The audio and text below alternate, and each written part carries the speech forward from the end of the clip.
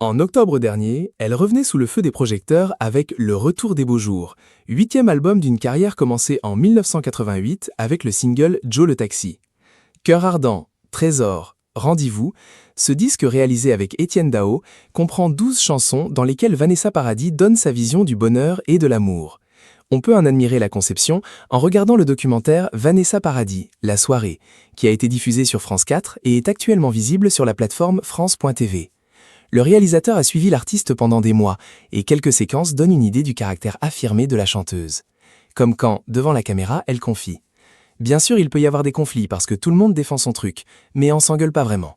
Quoi qu'il arrive, c'est aussi l'avantage de ne pas être un groupe, ma voix compte double. Donc, à la fin, je peux toujours trancher, y a pas de problème.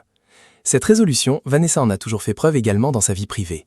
Grande amoureuse, elle a successivement partagé sa vie avec Florent Pagny, Lenny Kravitz et Johnny Depp.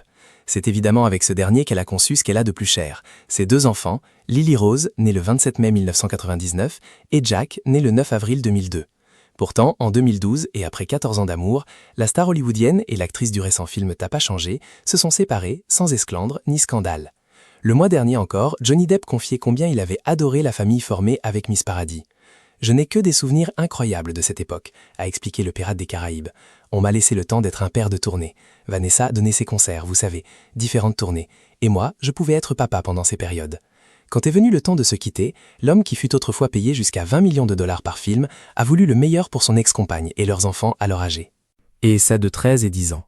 Selon le journal américain New York Daily News, Johnny Depp aurait laissé à Vanessa une magnifique maison de plus de 4 millions de dollars, au style très méditerranéen, près de Mulholland Drive, un quartier très chic de Los Angeles.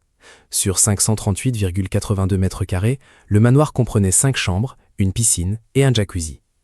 Vous pouvez être sur les hauteurs ou au studio en 10 minutes, expliquait alors un agent immobilier spécialisé. La vue depuis la maison est incroyable.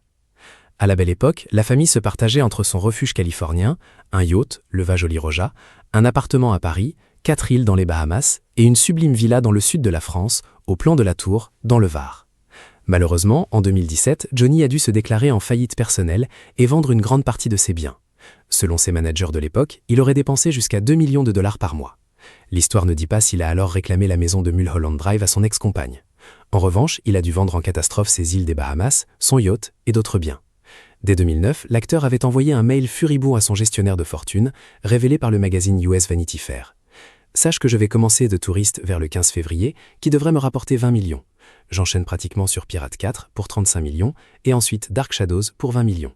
Qu'est-ce que je peux faire de plus? Tu veux que je vende des tableaux? Je vais le faire. Tu veux que je vende autre chose? D'accord. Quoi? J'ai des bécanes, des voitures, des propriétés, des livres, des tableaux, et il me reste un semblant d'âme. Par où veux-tu que je commence? » Aujourd'hui en couple avec Samuel Benchetri, Vanessa Paradis sait que le père de ses enfants n'a jamais vendu son âme. C'est d'ailleurs pour cela qu'elle l'a soutenu des années plus tard dans la procédure qui l'opposait à Amber Heard. Le lien qui les unit est bien plus Si fort que n'importe quel manoir à plusieurs millions de dollars.